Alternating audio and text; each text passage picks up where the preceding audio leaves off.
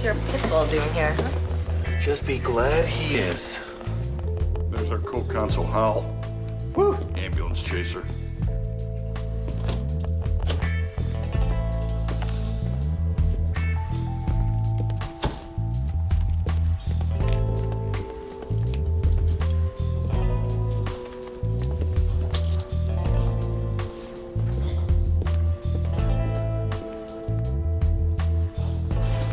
Guys, the jury is watching.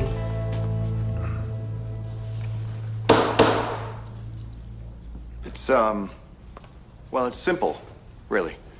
The defendants, Betty Johnson and Jason Nichols, callously killed Dwayne Darrow. They killed our Dwayne Darrow by pressing a cushion into his face. They stood over him and watched him die. And why? Greed. They wanted to steal $4 million worth of silver out of Dwayne's safe, and they did. They killed our Dwayne. You have the opportunity to do something about it. Order in the court, please.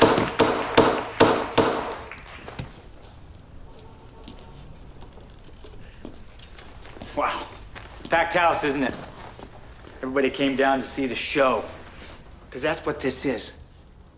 A circus put on by the DA's office to pin Dwayne's murder on this young couple right here. But how does the prosecution know that a third party didn't come in that night to murder Dwayne Darrow? You see, the sooner that we get these two acquitted, the sooner the police can find the person that really did this.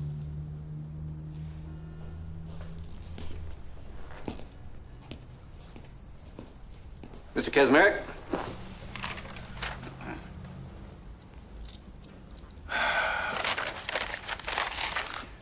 We wish to waive opening statement, Your Honor. You sure you want to do that, Mr. Kaczmarek? Yeah, we're sure. Suit yourself.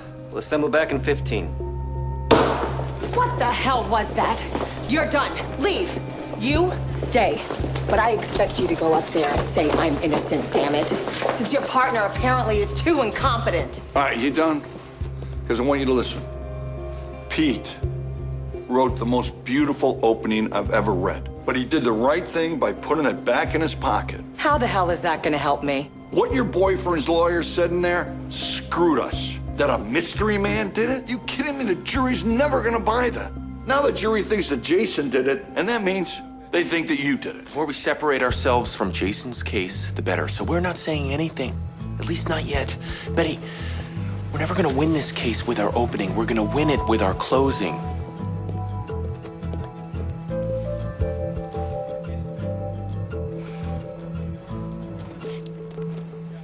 Fine. Another thing, stop firing us. That's over. Once we're in, we're in. And button a few of those things, will you? Detective Cervelli, can you tell us how much time passed between Dwayne Darrow's time of death and Betty Johnson's call to 911? Approximately 1 hour. And how much time would it take two people to load the silver and drive it to the storage facility? About an hour. So the exact amount of time it took Betty to call 911.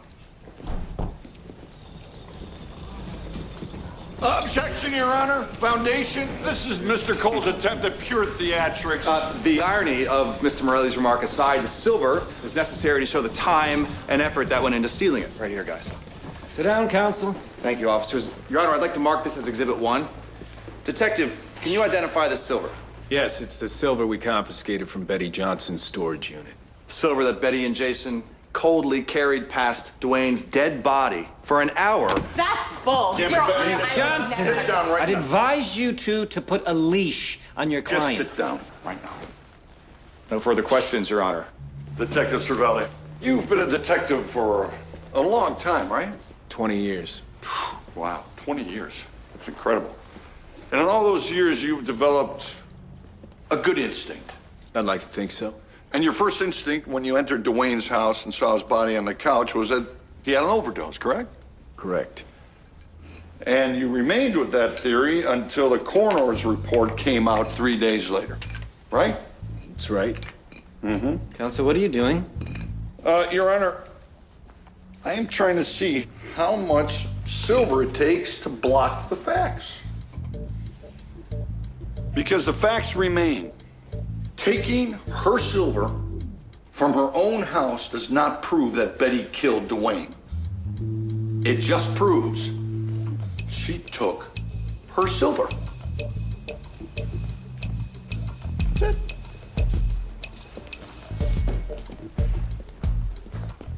Detective, is it possible that while my client and Betty were loading the silver, which was rightfully hers, that someone else could have entered the home and killed Mr. Darrow? Someone else. You mean while they were loading the silver right out front?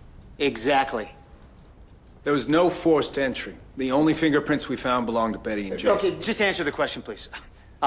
Is it possible, or is it not possible, that someone else killed Dwayne? Yeah, sure. Anything's possible.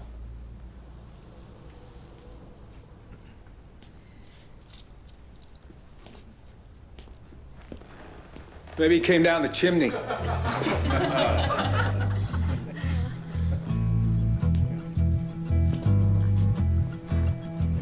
Oh, thanks.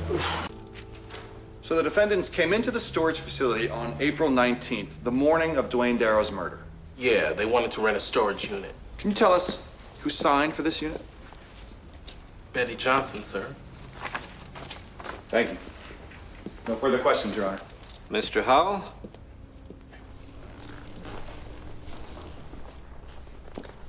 So, Mr. Brown, you're saying that both Jason and Betty came into the storage facility that morning? That's what I said. Really? They both filled out an application? Yeah. So, if they were both there like you claim, then why didn't Jason sign for the unit? Because I ran a background check and I'm not allowed to rent to convicted felons. Objection! Do I really need to point out that you can't object to your own question, counsel? I would like to request a mistrial. Oh, this is ridiculous. Counsel opened the door himself. In my chambers. All. Okay, we're about to ask you to make a very difficult decision. I know we made an agreement not to pin this on Jason, but things have changed. For the better. The cases are now severed. The jury knows about Jason's priors. We need to get you on the stand saying that you were in separate parts of the house for 20 minutes, which you were. No. Jason's gonna get his own trial, his own jury, and even if we said he did it, they can't use it against him in the future. Honey, I don't want you to lie for me. The truth is my defense. Truth, Betty. The law doesn't care about the truth. You know how many innocent people we've seen go to jail? Unless you want to spend the rest of your life in a 6x4 cell, you gotta let us point the finger at Jason because there is nothing pointing at that accidental overdose. Jason's been sitting in jail a year because of me. Because he loves me.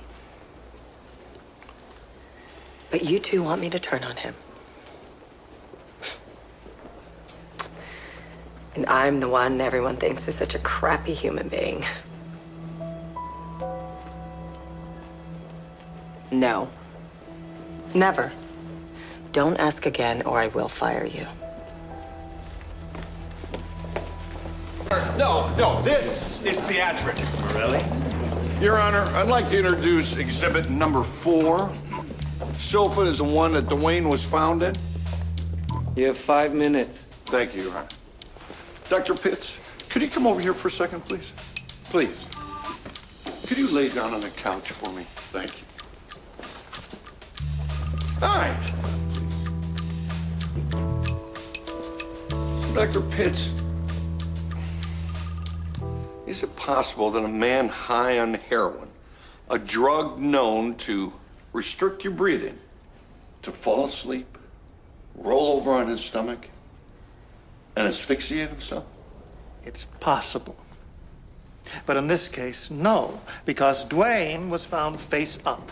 And I don't think a dead man can turn himself around. Your Honor, exhibit number 5, Betty's initial statement to the police. Could you just read this highlighted part there? I came in, I saw the drugs first, and then he looked dead. I ran and turned him over. Turned him over. You know what? You're right. Dead men can't turn themselves over.